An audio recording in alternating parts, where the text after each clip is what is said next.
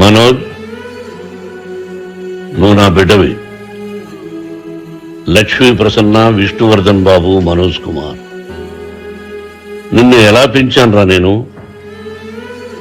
అందరికంటే నిన్నే గారాభంగా పెంచానురా. నీకే ఎక్కువ ఖర్చు పెట్టి చదివించాలని ప్రయత్నం చేశానురా. నువ్వు ఏది అడిగినా నేను నీకు ఇచ్చానురా. కానీ ఈ రోజున నువ్వు చేస్తున్న పని బిడ్డల గుండెల మీద తంతారంటారే, అలా తన్నేవరా. మనసు ఆవేదనతో కింగిపోతుందిరా. నేను మీ అమ్మ ఏడ్చుకుంటున్నావురా. జర్నలిజం ఉన్నది లేనిది, లేనిది ఉన్నట్టు రాస్తున్నారా. నువ్వు నన్ను కొట్టడం ఏంట్రా? నా బిడ్డ నన్ను తాకలా. ఇద్దరు ఘర్షణ పడ్డాం కొన్ని కారణాల వల్ల. ప్రతి ఫ్యామిలీలోనూ ఉంటాయిరా ఇవి. లేనివాడు ఎవరైనా ఉంటే ప్రపంచంలో ఒకరున్నారేమో, 1% ఉంటుందేమో. అటువంటి వాళ్ళ ఇంటికి వెళ్ళి కాళ్ళు గడిగి నిద్ర పూసుకోవచ్చు. భారత, భాగవత, రామాయణాలు చూశావు కదరా. ఏమిటిది? మీ అమ్మాయి ఎంత కుమిలిపోతుంది ఈ రోజున హాస్పిటల్ చేరింది. నీ వల్ల హాస్పిటల్ చేరుతాను. చూడు మనోజ్, నీకన్నీ ఇచ్చినా ఈ రోజున నువ్వు నా గుండెల మీద తనడమే కాకుండా అపకీర్తి తీసుకొచ్చావు. ఏదేదో రాశావు, ఏదేదో చెప్తున్నావు. కొంతమంది జర్నలిస్టులు ఉన్నది లేనిది, లేనిది ఉన్నట్టు రాసేవాళ్ళ తత్వం వాళ్ళకి. ఎందుకంటే టీఆర్పీ పెరగాలి. ఇది వాళ్ళ నైజం. మనం మార్చలేము. వాళ్ళందరి మీద మన కోర్టుకు వెళ్ళలేము. వక్ స్వాతంత్రం అంటారు, ప్రజాస్వామ్యం అంటారు. ప్రజాస్వామ్యంలో కూడా కొన్ని హద్దులు ఉన్నాయి. ఇది నీకు తెలుసు అనుకున్నా. ఎంత మంచి నటుడివి నువ్వు. నీ భార్య మాటలు విని తాగుడికి అలవాటు పడిపోయావు. వింటున్నావా మనోజ్? ఎవరిని నమ్మాలో ఎవరిని నమ్మకూడదో పరిస్థితి తీసుకొచ్చావు. విద్యాలయాలు ఎంత గొప్పవిరా. మనం 25% కులమతాలకు అతీతంగా ఫ్రీ ఎడ్యుకేషన్ ఇస్తున్నాంరా. క్యాస్ట్ అనేది తీసేశాను రా 92లో ప్రాస్పెక్ట్స్ లో. నువ్వు చదువుకున్నావురా. అక్కడ చదువుకున్న బిడ్డలు IAS, IPS అయ్యారా. ఎంతో మంది గొప్పవాళ్ళు అయ్యారా.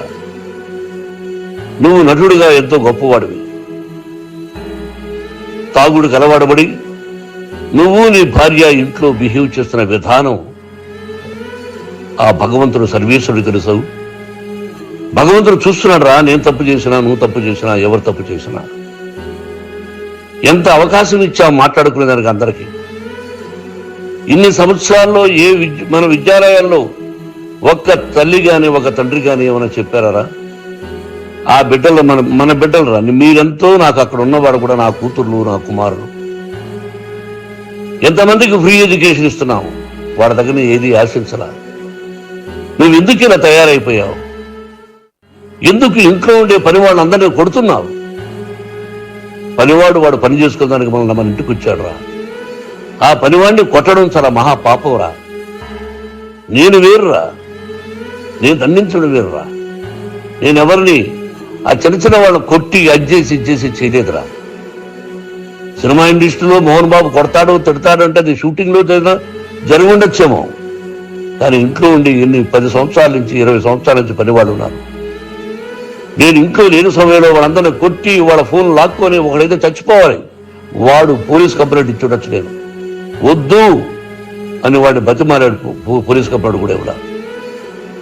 ఇంకైనా నువ్వు నీ భార్య మారి బయట ఉండండి రా అన్నాను నేను. లేదు డాడీ, తప్పు చేయలేని ఒకసారి వచ్చావు, మళ్ళీ తప్పు చేశావు, మళ్ళీ వెళ్ళావు, మళ్ళీ ఈసారి తప్పు చేయనన్నావు. ఏమండి వీడు తప్పు చేయడానికి మీ అమ్మ చెప్పింది. ఇంట్లో పెట్టుకున్నా. మళ్ళీ నువ్వు చేస్తున్నది, ప్రతిరోజు నువ్వు తాగుతున్న విధానం నీకే తెలుసు. ఇది ప్రజలు నమ్ముతారా లేదా అనవసరం నాకు. నేను నీకు చెప్తున్నా, ఇంతటితో పులి స్టాప్ పెట్టాలా.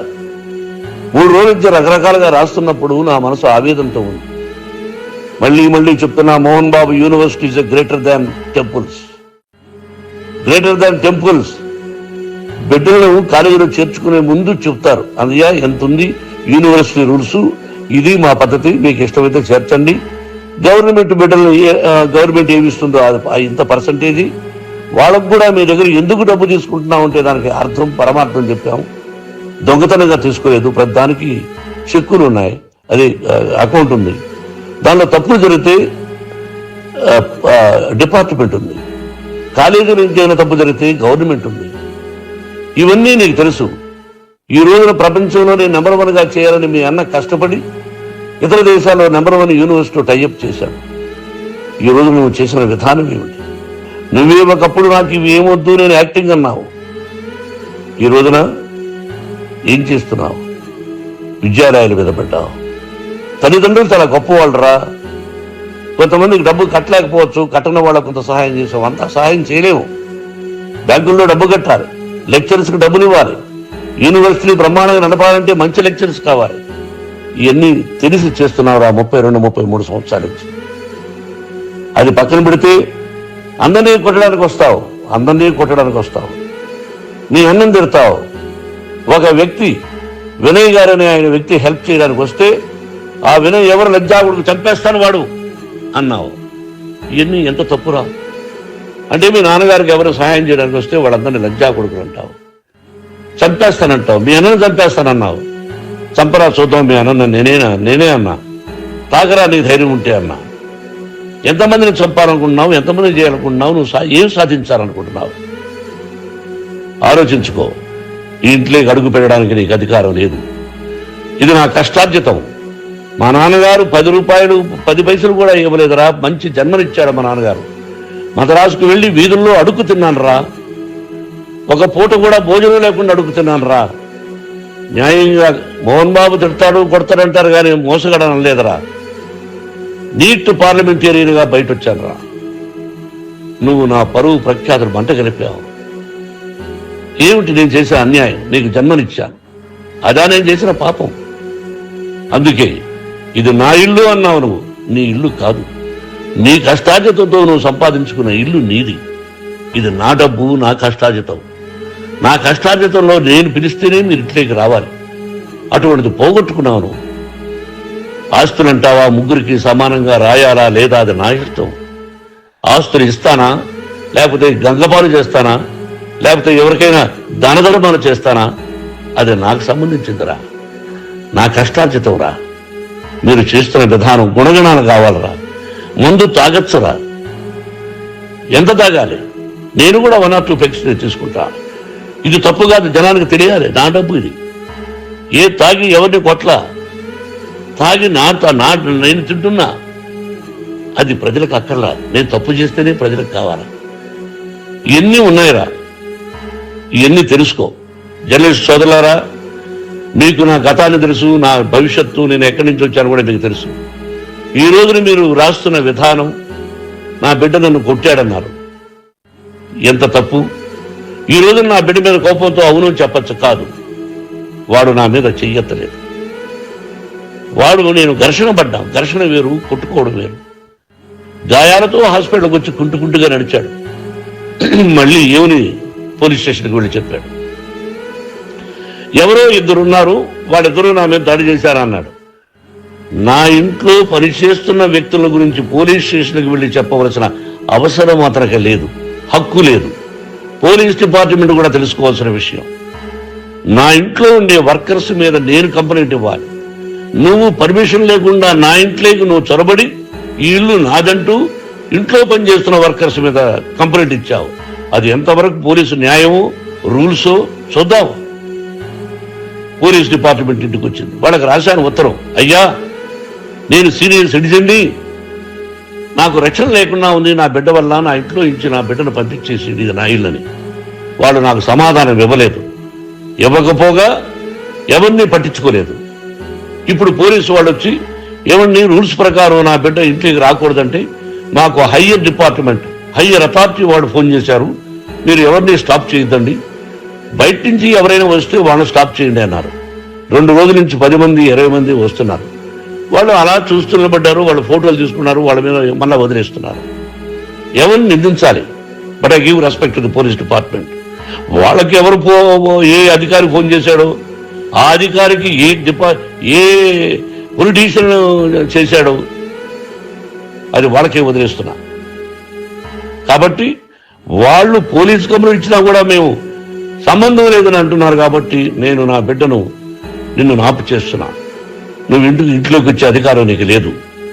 నువ్వు వచ్చి నీ బిడ్డను తీసుకెళ్ళు. సంతోషం. నువ్వు రాలేదు, నీ బిడ్డను జాగ్రత్తగానే చూసుకుంటావు. Take care yourself daughter, that's all. మీ అమ్మ హాస్పిటల్లో అడ్మిట్ అయింది. రేపో ఎల్లుండో మీ అమ్మను పిలిపించి బాగైన తర్వాత ఇదిగో నువ్వు నీ కొడుకు బిడ్డను తీసుకెళ్ళి వాడికి అప్పచెప్పని చెప్తాను పోలీసు వాళ్ళ ఆధ్వర్యంలో. ఇది 100% జర్నలిస్టు సోదరులారా, పులి స్టాప్ పెట్టండి. మీకు కుటుంబాలు ఉన్నాయి, మీ యజమానులకు కుటుంబాలు ఉన్నాయి. మీ కుటుంబాల విషయాలు, మీ యజమానుల కుటుంబాల విషయాలు మేమెవరు జోక్యం చేసుకోవాలా? మేము నటీనటులం. మాది తప్పుంటే నటుడుగా నన్ను ఫెయిల్యూర్ అని రాయండి, నా నటన బాగలేకపోతే రాయండి.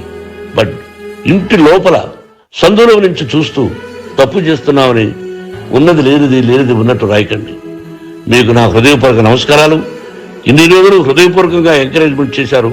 ఆ ఎంకరేజ్మెంట్కు నమస్కారం చేసుకుంటూ I love you all. I love you police department. మీరు న్యాయంగా ధర్మంగా నడుచుకోండి, ఎవరికి తొత్తుల్లాగా ఉండద్దండి అని మనవి చేసుకుంటూ నేను సెలవు తీసుకుంటాను. Thank you very much for all the journalist. ఇక్కడ ఫుల్ స్టాప్ పెట్టండి, ఫుల్ స్టాప్ పెట్టండి. Thank you very much.